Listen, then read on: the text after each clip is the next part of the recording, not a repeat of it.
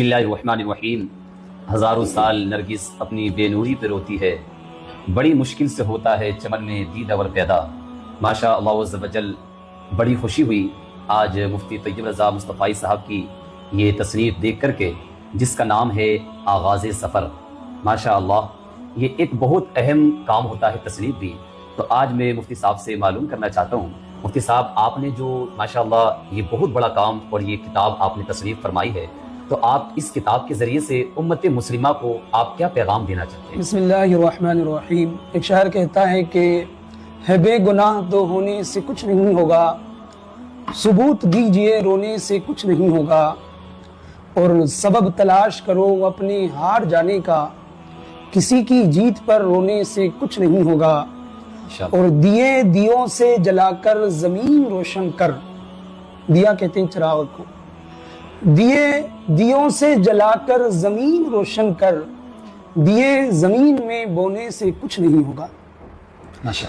بڑی مدت سے میری خواہش تھی اور میری کوشش جاری تھی کہ اپنی قوم کے لیے، اپنے احباب کے لیے، دوستوں کے لیے کچھ ایسا کام کیا جائے کہ جس کو پڑھ کر لوگ اپنی زندگی میں انقلاب پیدا کر سکیں۔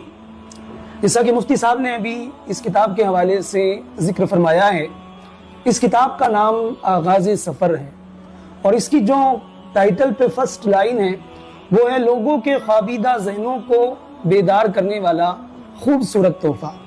سوئے ہوئے ذہنوں کو بیدار کرنے والا خوبصورت تحفہ آغاز سفر۔ نیچے لکھا ہوا ہے زندگی کو بدلنے والی کتاب۔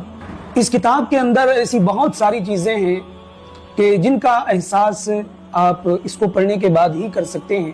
میری اور میرے ساتھ جڑے ہوئے جو لوگ ہیں ان سب کی یہ خواہش ہے کہ ہم اس کتاب کو ان تمام لوگوں تک پہنچائیں کہ جو اپنی زندگی میں کچھ کرنا چاہتے ہیں، انقلاب لانا چاہتے ہیں۔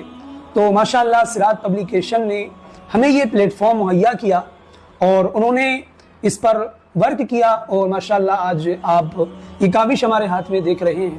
یہ کتاب انشاءاللہ آپ کو Flipkart, Amazon, website plus online آپ سراج پبلیکیشن سے کانٹیکٹ کر کے یہ کتاب منگوا سکتے ہیں، اور اس کو آپ پڑھیں گے تو انشاءاللہ آپ احساس کریں گے کہ واقعی یہ کتاب جس عنوان سے اس کو موسوم کیا گیا ہے اس کی حقدار ہے۔